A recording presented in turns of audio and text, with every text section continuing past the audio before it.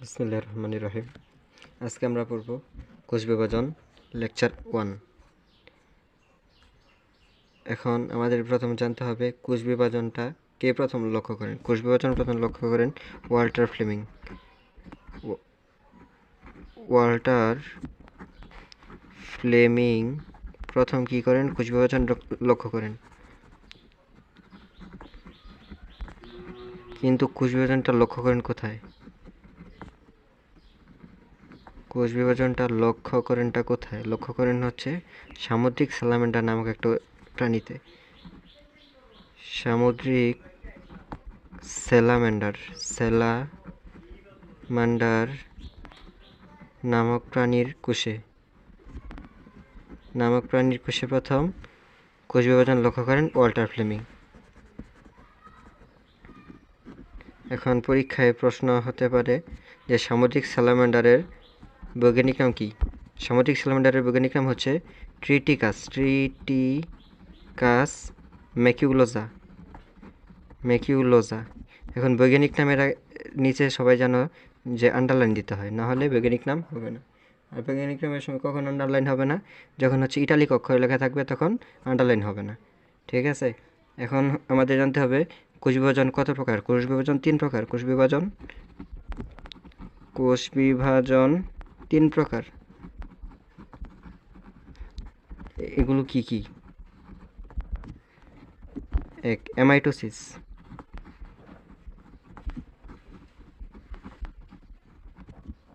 2. Mitosis. এই অ্যামাইটোসিসের একটা নাম হচ্ছে প্রত্যক্ষ কোষ বিভাজন।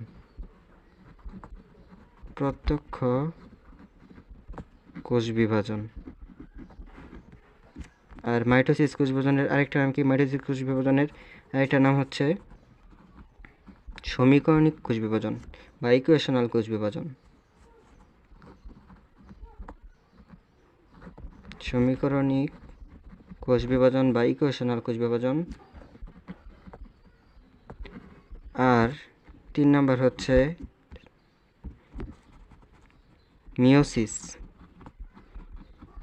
মিওসিস বা হ্রাসমূলক বিভাজন।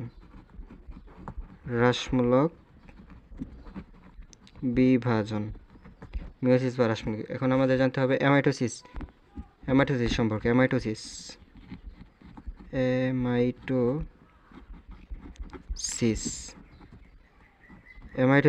জানোই যে এটা হচ্ছে প্রত্যক্ষ কোষ বিভাজন। আর একটা কোষ বিভাজনের বিভাজিত হবে কি? নিউক্লিয়াস আর ক্রোমোজোম। কোষ বিভাজনে বিভাজিত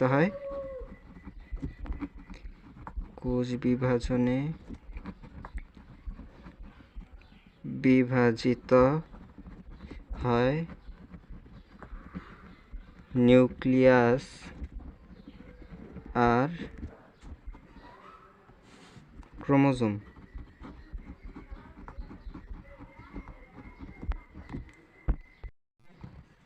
এই অ্যামাইটোসিস কোষ বিভাজনের নিউক্লিয়াস আর ক্রোমোজোম কোনো জটিল মাধ্যমিক পর্যায়ে ছাড়া সরাসরি ভেঙে যায়। নিউক্লিয়াস আর ক্রোমোজোম কীভাবে ভাঙে? সরাসরি ভাঙে। নিউক্লিয়াস আর ক্রোমোজোম কীভাবে ভাঙে? সরাসরি ভাঙে এবং দুইটা কোষ উৎপন্ন করে। এবং কি করে? দুইটা কোষ উৎপন্ন করে, দুটি নতুন কোষ উৎপন্ন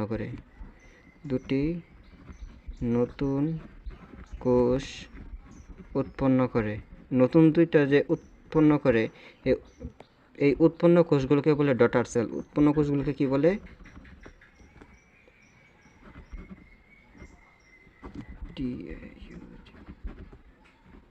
ডটার সেল। আর যে কোষটা ভাঙে ওটার নাম কি? যে কোষ ভাঙে ওই কোষের নাম মাদার সেল। ঠিক আছে?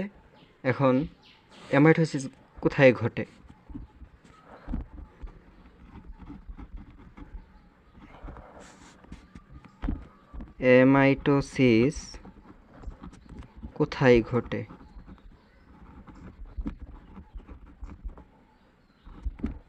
উত্তর হবে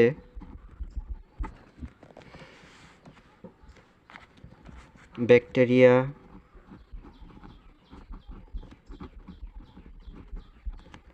সায়ানোব্যাকটেরিয়া,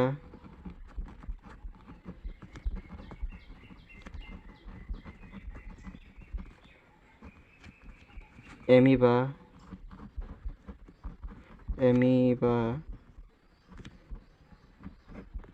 নীলাভ, সবুজ,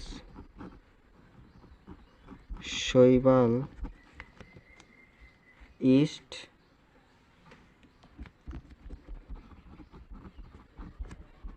মেরুদণ্ডী প্রাণীর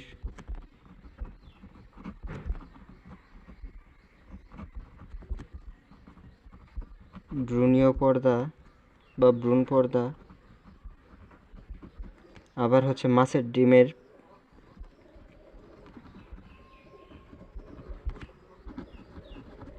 ডিম গঠনের প্রাথমিক পর্যায়। মাছের ডিম গঠনের কি পর্যায়? প্রাথমিক পর্যায়। আবার ব্যাকটেরিয়ায় দ্বিবিভাজন ঘটে। ব্যাকটেরিয়ায় দ্বিবিভাজন ঘটে। এই দ্বিবিভাজনটা অ্যামাইটোসিসের মতো। দ্বিবিভাজনটা কিসের মতো? অ্যামাইটোসিসের মতো। ঠিক আছে, এখন আমরা দেখব মাইটোসিস কোষ বিভাজন। এখন কি দেখব? মাইটোসিস কোষ বিভাজন। মাইটোসিস কোষ বিভাজন। আমি একটু আগে বলেছিলাম যে কোষ বিভাজন কোথায় হয়। কোষ বিভাজন একটা কোষের নিউক্লিয়াস এবং সাইটোপ্লাজমে হয়। কোথায় হয়? নিউক্লিয়াস এবং সাইটোপ্লাজমে কোষ বিভাজন হয়। প্লাজমের বিভাজন। এখন নিউক্লিয়াস এবং সাইটোপ্লাজমের বিভাজন। অ্যামাইটোসিস প্রক্রিয়ায় কিন্তু নিউক্লিয়াস এবং সাইটোপ্লাজমের কিন্তু কোনো বিভাজিত হয় না, তারা সরাসরি বিভাজিত হয়ে যায়। কোষটা কী হয়ে যায়? সরাসরি বিভাজিত হয়ে যায়। আর মাইটোসিস কোষ বিভাজনে নিউক্লিয়াস এবং সাইটোপ্লাজম উভয়ই একবার করে বিভাজিত হয়। উভয় কয়বার করে বিভাজিত হয়? উভয়ই একবার করে বিভাজিত হয়। মাইটোসিস কোষ বিভাজনে নিউক্লিয়াস এবং সাইটোপ্লাজম উভয়ই একবার করে বিভাজিত হয়। আর এই মাইটোসিস কোষ বিভাজনে নিউক্লিয়াসের বিভাজন, মাইটোসিস কোষ বিভাজনে নিউক্লিয়াসের যে বিভাজন, এই নিউক্লিয়াসের বিভাজনকে বলে কি? ক্যারিওকাইনেসিস। ক্যারিওকাইনেসিস। আর সাইটোপ্লাজমের বিভাজনকে কি বলে? সাইটোপ্লাজমের বিভাজনকে সাইটোকাইনেসিস।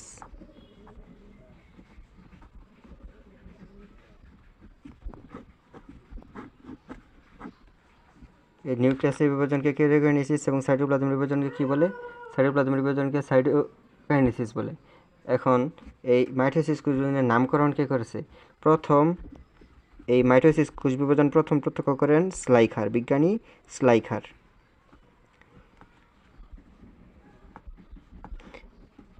মাইটোসিস কোষ বিভাজন প্রথম প্রত্যক্ষ করেন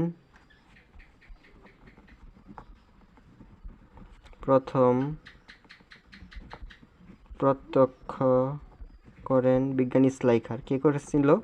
বিজ্ঞানী স্লাইখার। এবং এর নাম কি দিয়েছিল? এবং এই কোষ বিভাজনের নাম কি দিয়েছিল? ক্যারিওকাইনেসিস। এবং এর নাম দিয়েছিল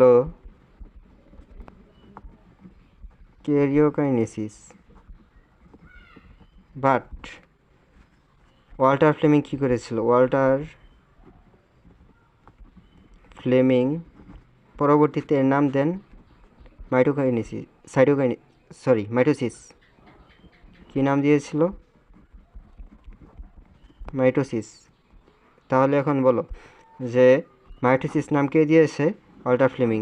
কিন্তু মাইটোসিস প্রথম প্রত্যক্ষ করেন কে? বিজ্ঞানী স্লাইকার। বিজ্ঞানী স্লাইকার কী করেন? প্রথম প্রত্যক্ষ করেন। আর নাম দিয়ে মাইটোসিস নাম দিয়েছে ওয়াল্টার ফ্লেমিং। আর কেরিওকাইনেসিস নাম দিয়েছে কে? বিজ্ঞানী স্লাইকার। কেরিওকাইনেসিস নাম কে দিয়েছে? বিজ্ঞানী স্লাইকার। এখন মাইটোসিস কোষ বিভাজনটা কোথায় ঘটে? মাইটোসিস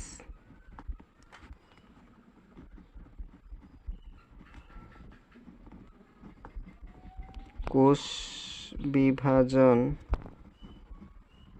কোথায় ঘটে?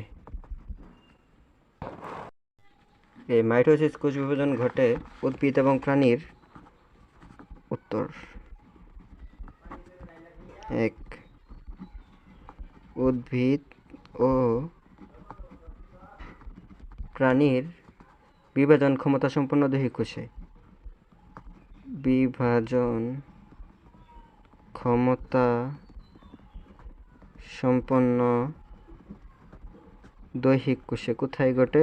বিভাজন ক্ষমতা সম্পন্ন দৈহিক কোষে। 2 কোথায় ঘটে? 2 হচ্ছে জননাঙ্গ গঠন এবং জননাঙ্গের বৃদ্ধি।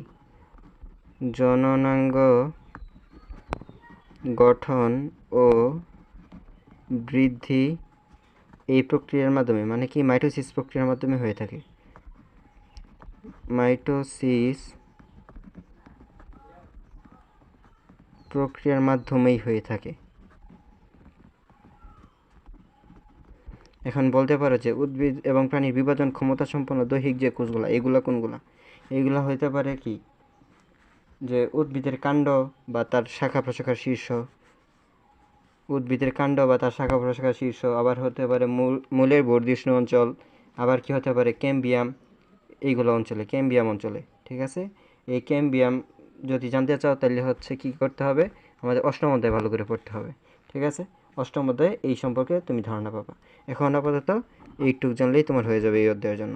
ঠিক আছে ভাই, এরপরে আছে কি? এরপরে আছে মাইটোসিসের বৈশিষ্ট্য। মাইটোসিসের বৈশিষ্ট্য তুমি একবারে, মানে মাইটোসিস সম্পূর্ণ পড়া হয়ে গেলে তারপর তুমি দেখবা তুমি মাইটোসিসের বৈশিষ্ট্য পারো। আর তোমার মাইটোসিসের বৈশিষ্ট্য আলাদা করে পড়ার দরকার নাই। ঠিক আছে, আমি আগে সবগুলো শেষ করি টপিক, তার মানে মাইটোসিস পড়াটা শেষ করি, তারপর তুমি দেখতে পারবা কি তুমি মাইটোসিস পারো। ঠিক আছে, তাহলে এখন আমরা পড়বো পরের টপিকটা, কোষচক্র এবং হচ্ছে ইন্টারফেস। কোষচক্র ও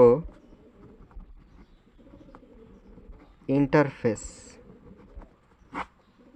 এখন কোষচক্রটা কি? কোষচক্র হচ্ছে, কোষচক্র তো বুঝতে পারছো, একটা চক্র মানে কি একটা সাইকেল, আর কোষের একটা সাইকেল মানে কোষের চক্র। এখন কোষের বৃদ্ধি, কোষের সৃষ্টি, আগে তো সৃষ্টি হবে কোষটা, তাই না? সৃষ্টি, তারপর হবে বৃদ্ধি বা বর্ধন হবে, বৃদ্ধি এবং বিভাজন। এই কোষটা যে বিভাজিত হবে, এই বিভাজন পর্যন্ত এই 3টা প্রক্রিয়া যে চক্রের মাধ্যমে ঘটে। বিভাজন যে চক্রের মাধ্যমে সম্পন্ন হয় বা ঘটে,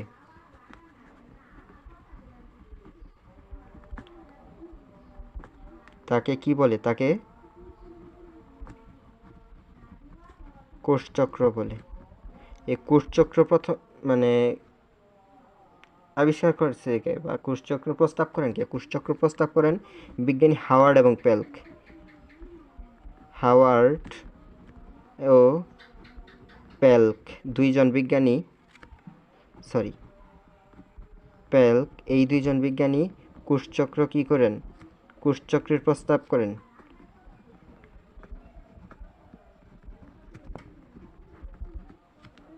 আর এখন আমরা জানবো যে মানে 3টা সংখ্যা। মানুষের কোষের সংখ্যা কত জানো? মানুষের কোষের সংখ্যা, একটা প্রাপ্তবয়স্ক ব্যক্তিদের কোষের সংখ্যা হচ্ছে 100 ট্রিলিয়ন। কোষের সংখ্যা কত? প্রাপ্তবয়স্ক মানুষের কোষের সংখ্যা 100 ট্রিলিয়ন। আবার নিউরন নিউট্রোফিল কত জানো? নিউরন নিউট্রোফিল নিউরন নিউট্রোফিল সেটাও 100, কিন্তু 100 বিলিয়ন। আবার সেল হচ্ছে সেল কত 100 ট্রিলিয়ন, নিউরন নিউট্রোফিল কত 100 বিলিয়ন। আর অ্যান্টিবডি, মানুষের দেহের অ্যান্টিবডি হচ্ছে এটাও 100, বাট 100 মিলিয়ন। ঠিক আছে, এই 3টা সংখ্যা মনে রাখবা। যেহেতু এখানে যে কোষের সংখ্যা লাগতো, এর আনুষঙ্গিক আরও হচ্ছে এই যে 2টা 100 আছে, মানে পার্ট আসে, যেমন হচ্ছে নিউরনের 100 বিলিয়ন আর অ্যান্টিবডি হচ্ছে 100 মিলিয়ন। এই দুইটাও হচ্ছে লিখে দিলাম যাতে তোমাদের সুবিধা হয়। ঠিক আছে, হ্যাঁ দেখো যে হচ্ছে কোষচক্রে কি হয়। কোষচক্রে কোষের সৃষ্টি, বৃদ্ধি এবং বিভাজন হয়। কি হয়? এবং বিভাজন। কিন্তু সব কোষ কি বিভাজিত হয়? সব কোষ কিন্তু বিভাজিত হয় না। কারা হয় না? কারা বিভাজিত হয় না? সব কোষ কি বিভাজিত হয়? সব কোষ কিন্তু বিভাজিত হয় না। কারা বিভাজিত হয় না? অ্যান্সার হবে 1 আরবিসি, লোহিত রক্তকণিকা। লোহিত রক্ত কণিকা। আরবিসি কি হয় না? বিভাজিত হয় না। 2 পেশিকোষ। পেশিকোষও কি হয় না? পেশিকোষও বিভাজিত হয় না। 3 হচ্ছে স্নায়ুকোষ। স্নায়ুকোষও বিভাজিত হয় না। স্নায়ুকোষ কি হয় না? স্নায়ুকোষ বিভাজিত হয় না, আরবিসি বিভাজিত হয় না, পেশিকোষ বিভাজিত হয় না। আরও বিভাজিত হয় নাকি? হৃৎপেশিকোষ। হৃৎপেশিকোষও কি হয় না? বিভাজিত হয় না। যদি আরও বলা হয়, যেমন সকল পরিণত রক্তকোষ, যেমন শুধু আরবিসি না, সকল পরিণত রক্তকোষই কি হয় না? বিভাজিত হয় না। সকল পরিণত রক্তকোষই কি হয় না? বিভাজিত হয় না। পরিণত জননকোষ বা গ্যামেটও কিন্তু বিভাজিত হয় না। পরিণত জননকোষ বা গ্যামেট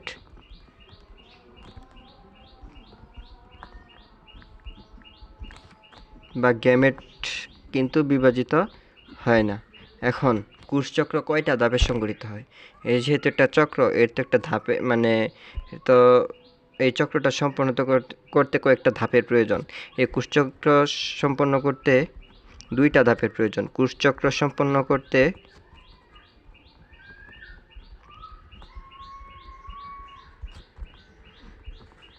2টা ধাপের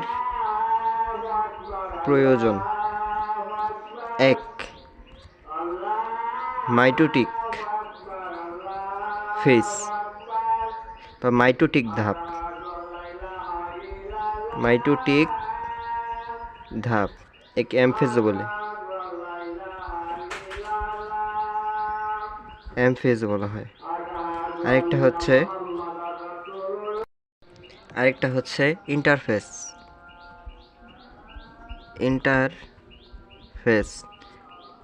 এই ইন্টারফেস সম্পর্কে তোমরা এসএসসিতে জেনে এসেছ। ইন্টারফেস এর মাইটোটিক ধাপ কি? মাইটোটিক ধাপ হচ্ছে কোষের বিভাজিত অবস্থা। কোষের বিভাজিত অবস্থা বা বিভাজনরত অবস্থা।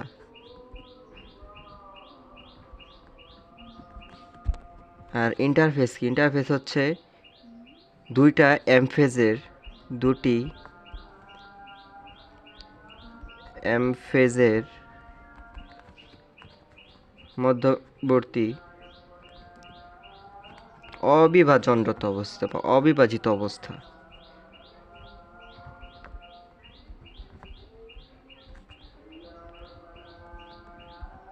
ঠিক আছে, এখন হচ্ছে মাইটোটিক ধাপ। মাইটোটিক ধাপেও তো এই ধাপটা সম্পন্ন হইতেও সময় লাগে, এই ধাপটা সম্পন্ন হইতেও তো সময় লাগে।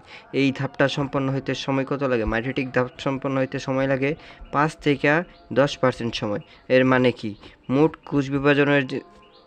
একটা কোষ বিভাজিত হইতে যে সময়টা লাগে মাইটোটিক ধাপ বিভাজিত হইতে তার 5 থেকে ওই 100 ভাগের মধ্যে বা 100%-এর মধ্যে 5 থেকে 10% সময় লাগে মাইটোটিক ধাপে। আর ইন্টারফেজে লাগে কি 90 থেকে 95% সময়। 90 থেকে 95% সময় কোথায় লাগে? ইন্টারফেজে লাগে।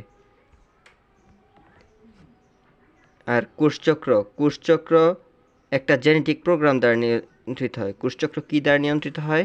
একটা জেনেটিক প্রোগ্রাম দ্বারা। কোষচক্র একটি জেনেটিক প্রোগ্রাম দ্বারা নিয়ন্ত্রিত হয়।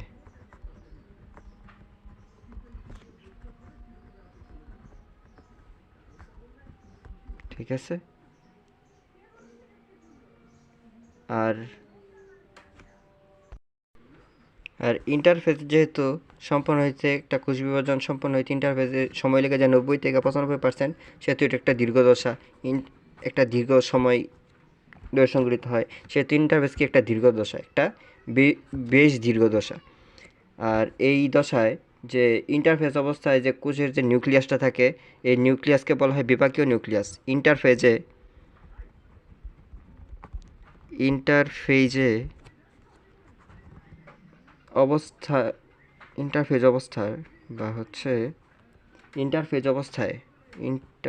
অবস্থায় কোষের যে নিউক্লিয়াসটা থাকে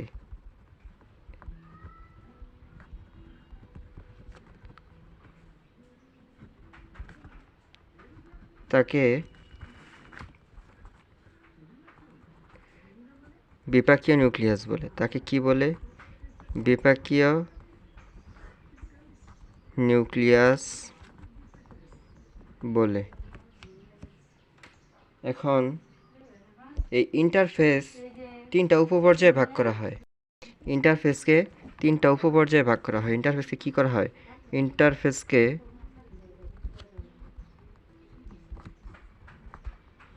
তিনটি উপপর্যায়ে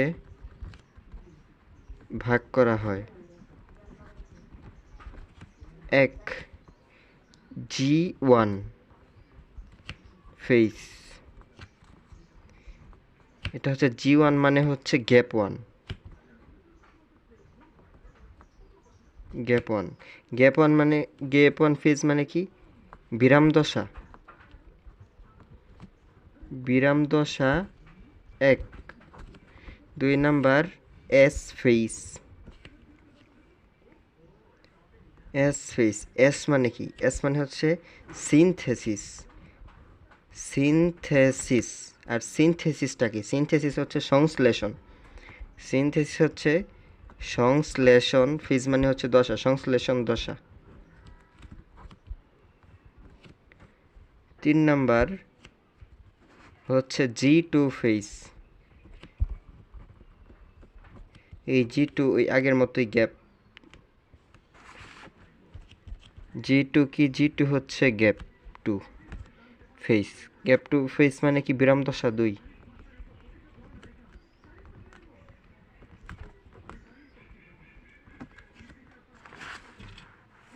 এখন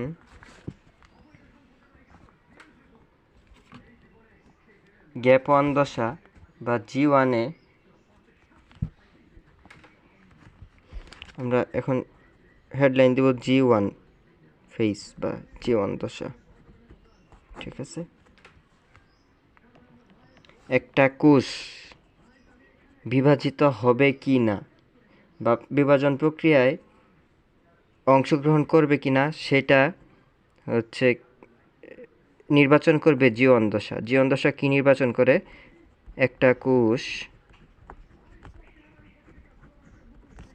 একটা কোষ বিভাজনে বা একটা কোষ বিভাজনে অংশগ্রহণ করবে কি না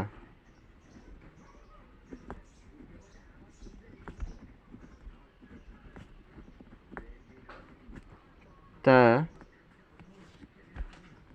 সিদ্ধান্ত নেয়।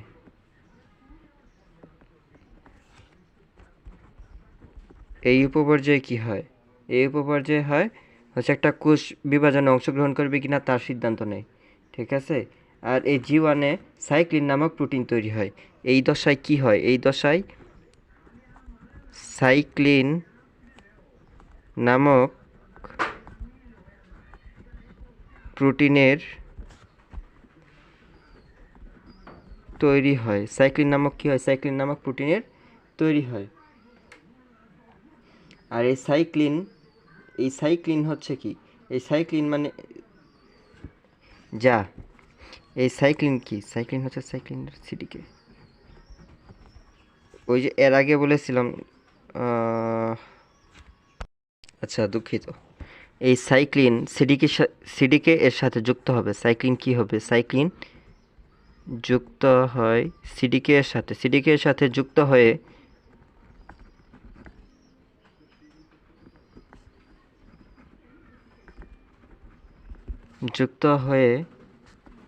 সমস্ত প্রক্রিয়ার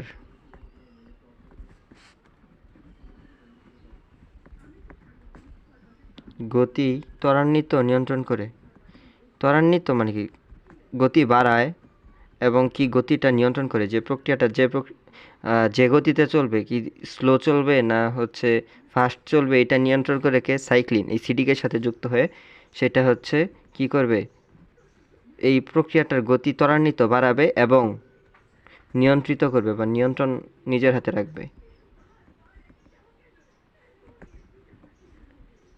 এখন প্রশ্ন হচ্ছে সিডিকে কি? সিডিকে হচ্ছে সাইক্লিন ডিপেন্ডেন্ট কাইনেস। এর সিডিকের পুনরূপ কি? Cyclin dependent kinase. আরেকটা কাজ হয় এই জি1 দশায়, ডিএনএ এবং আরএনএ বা ডিএনএ রেপ্লিকেশনের সকল কাঁচামাল এখানেও তৈরি হয়। ডিএনএ রেপ্লিকেশন,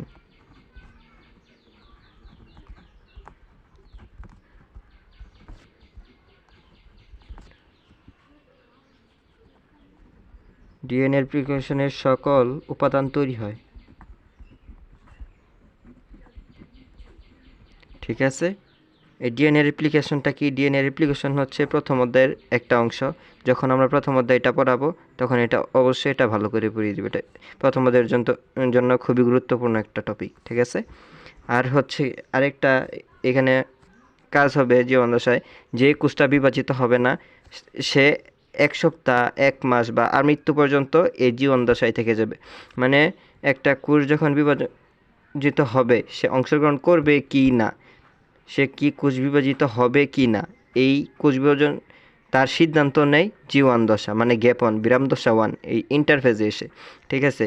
আর এখানে যে সাইক্লিন নামক প্রোটিন তৈরি হয় এই জি1 দশায়, এই সাইক্লিন নামক প্রোটিন সিডিকে এর সাথে যুক্ত হয়ে এই যে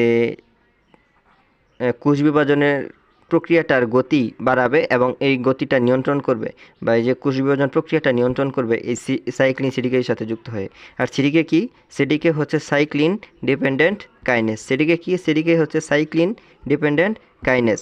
আর এই জি1 দশায় ডিএনএ রেপ্লিকেশন এর সকল উপাদান তৈরি করে।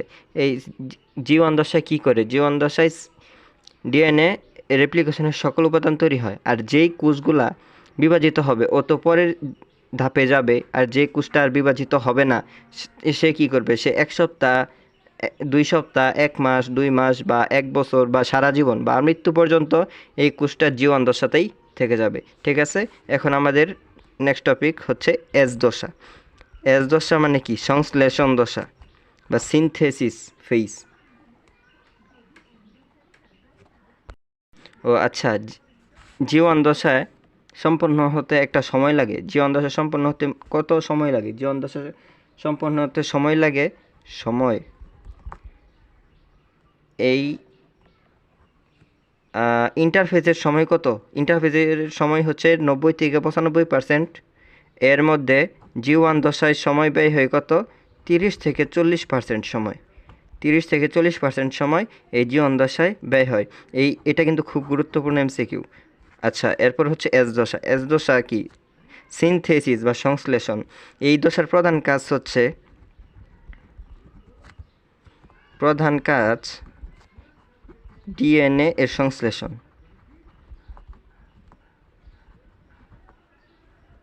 ডিএনএ এর সংশ্লেষণ বা ডিএনএ রেপ্লিকেশন, ঠিক আছে? ডিএনএ সূত্রের রেপ্লিকেশন, ডিএনএ সংশ্লেষণ বা ডিএনএ রেপ্লিকেশন। আচ্ছা, ডিএনএ রেপ্লিকেশন লিখে দিই।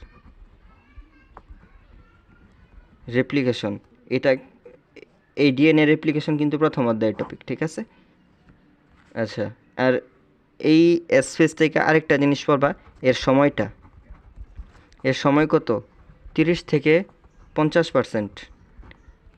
এটার কিন্তু G1 দশার কিন্তু 30 থেকে 40%, আর এস দশার কত? এস দশার হচ্ছে 30 থেকে 50%, ঠিক আছে? এখন আমাদের এই টপিক এস দশা এতটুকু পড়লেই হবে, G1 দশা এতটুকু পড়লেই হবে। এখন আমরা পড়ব G2 দশা।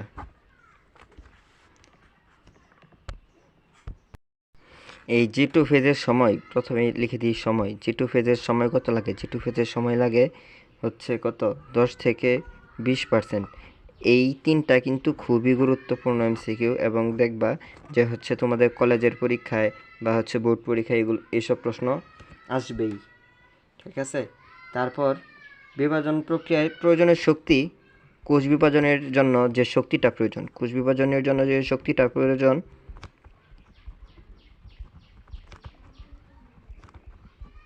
জন্য প্রয়োজনীয় শক্তি উৎপন্ন হয়। প্রয়োজনীয় শক্তি তৈরি হয়। এখন প্রয়োজনীয় শক্তিটা কি? কোষ বিভাজনের জন্য যে কোষ বিভাজনের কি শক্তি প্রয়োজন, বা কোষ বিভাজনের প্রয়োজনীয় শক্তি হচ্ছে এটিপি, ঠিক আছে? কোষ বিভাজনের জন্য কি হয়? কোষ বিভাজনের জন্য প্রয়োজনীয় শক্তি এটিপি তৈরি হয়। কোথায় হয়? গ্যাপ 2 দশায়। গ্যাপ 2 দশায় কি হয়? গ্যাপ 2 দশায় কোষ বিভাজনের জন্য প্রয়োজনীয় শক্তি তৈরি হয়। তারপর গ্যাপ 2 দশা থেকে এই G2 থেকে মাইটোসিসে যেতে বা মাইটোসিস ধাপে যেতে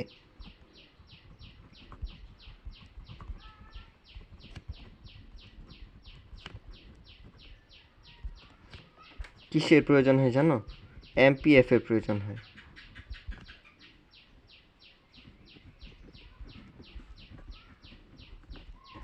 এই এমপিএফ এর পূর্ণরূপ আমাদের জানতে হবে। এমপিএফ কি? Maturation promoting factor. এমপিএফ কি? Maturation promoting factor. আর এইখানে আরেকটা কাজ হচ্ছে সেন্ট্রোজোম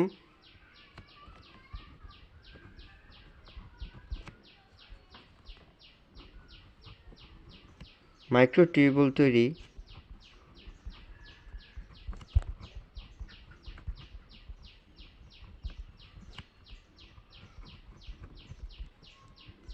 সূচনা ঘটে, মানে শুরু হয় এখানে মাইক্রোটিউবুল তৈরির সূচনা, আচ্ছা, সেন্ট্রোজোম মাইক্রোটিউবুল তৈরি সূচনা ঘটে, ঠিক আছে? আচ্ছা, আজকে আমরা এই পর্যন্তই করি। নেক্সট ক্লাসে